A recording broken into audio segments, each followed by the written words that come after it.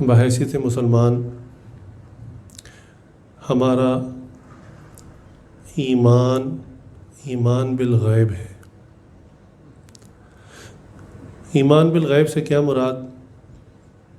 کہ وہ چیزیں یا وہ ہستیاں جو آنکھوں سے نظر نہیں آتی، ہمارا ان کے اوپر پورا یقین ہے۔ کتنا یقین ہے؟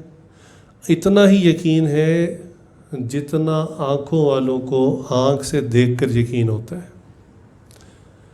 اور اگر اس سے بڑھ کر ایک بات کروں تو حقیقت حال یہ کہ آنکھوں والوں کو آنکھوں سے دیکھ کر غلطی لگ سکتی ہے، لیکن ایمان بالغیب کے اوپر یقین ایسا ہوتا ہے کہ اس میں ذرا سا بھی شک شبے کی گنجائش نہیں ہوتی۔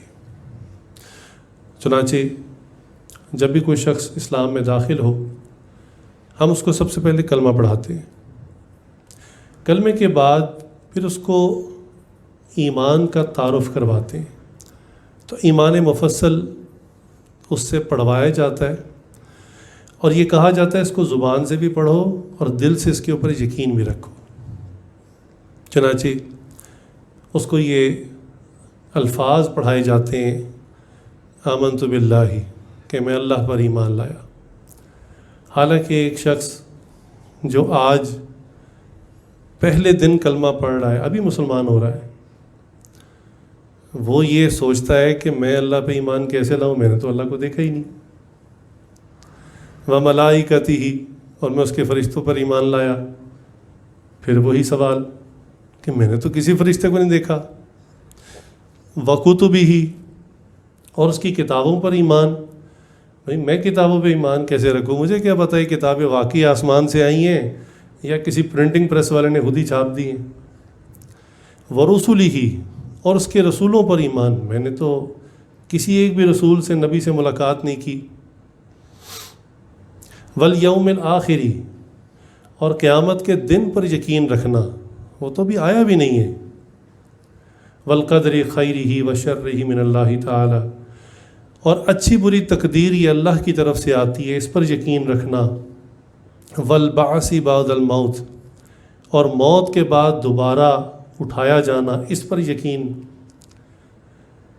تو یہ سب کی سب وہ باتیں ہیں جس میں عقل کا، آنکھوں کا کوئی عمل دخل نہیں۔ اس کا تعارف ہی یہ ہے کہ یہ ایمان بالغیب ہے۔ ہم نے اپنے سچے نبی حضرت محمد صلی اللہ علیہ وآلہ وسلم کے بتلانے سے ان سب باتوں کو سنا اور بغیر عقل استعمال کیے اس پر یقین لے آئے، اسی کو ایمان کہتے ہیں۔ اللہ تعالیٰ نے اپنی کتاب میں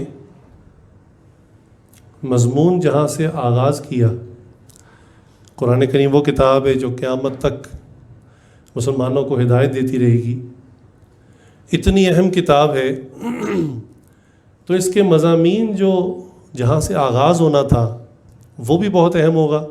ظاہر سی بات ہے، کوئی بھی رائٹر کوئی بک لکھتا ہے تو اس کا جو پری فیس ہوتا ہے، جو سٹارٹنگ ورڈز ہوتے ہیں، وہ بڑے اہم ہوتے ہیں۔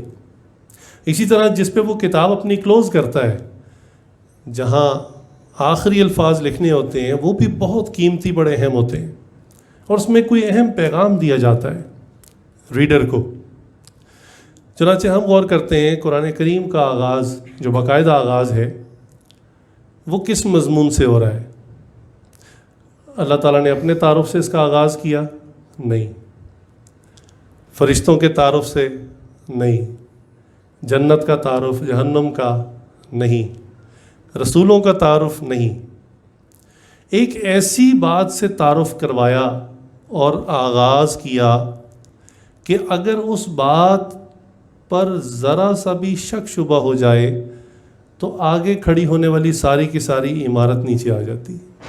آپ پتہ ہے کہ جس بلڈنگ کی فاؤنڈیشن کمزور ہو، بنیاد ہی کمزور ہو، تو وہ بلڈنگ نیچے آ جاتی ہے۔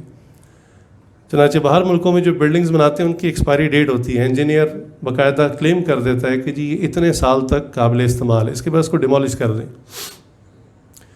تو وہاں ڈیمولیشن اسکواڈ ہوتا ہے، ایک باقاعدہ ایک ادارہ ہے، اور وہ اس طرح کی پرانی بلڈنگز کو گراتا ہے۔ تو وہ کیا کرتے ہیں، ایک ایک اینٹ گرانے کی ضرورت نہیں ہوتی، وہ صرف اس کی جو بنیاد ہوتی ہے نا، فاؤنڈیشن، جو چند پلر ہوتے ہیں، ستون ہوتے ہیں جس پہ وہ عمارت کھڑی ہوتی ہے، وہ اس کو ڈائنامائٹ لگا کے اس کو ایک دم بلاسٹ کرتے ہیں، صرف وہ ستون ٹوٹتے ہیں تو پوری عمارت نیچے آ جاتی ہے۔ بالکل اسی طرح سے ہمارے ایمان اور اسلام کا معاملہ بھی یہی، کہ جتنی باتیں آپ کو بتائیں، اللہ، رسول، فرشتے، آخرت کا دن، اچھی بری تقدیر اور جو کچھ بھی ہے، اس ساری عمارت کی بنیاد اور فاؤنڈیشن جو ہے وہ اس کے اوپر بلیو کرنا ہے، شک شبے سے بچنا ہے۔ چنانچہ اللہ تعالیٰ نے اپنی کتاب کا آغاز ہی لا ریب فی، ریب کہتے ہیں شک شبہ، وسوسہ، وہم، کہ یہ وہ کتاب ہے جس میں کوئی شک شبہ نہیں۔ اس مضمون سے اس کتاب کو شروع فرمایا،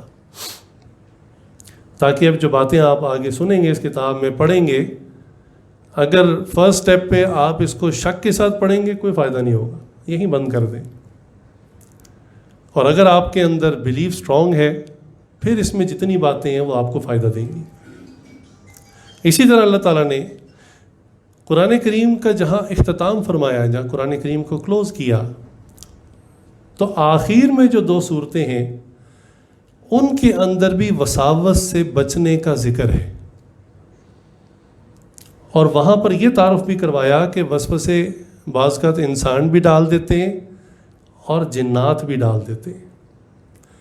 تو وہ بھی مضمون یہی کہ وسوسوں سے، شک کی باتوں سے بچنا ہے، اللہ کی پناہ میں آنا ہے۔ اگر ایسا نہیں کریں گے تو اس کتاب کے درمیان میں جو کچھ بھی ہے وہ پڑھنے والے کے لیے بیکار ہے۔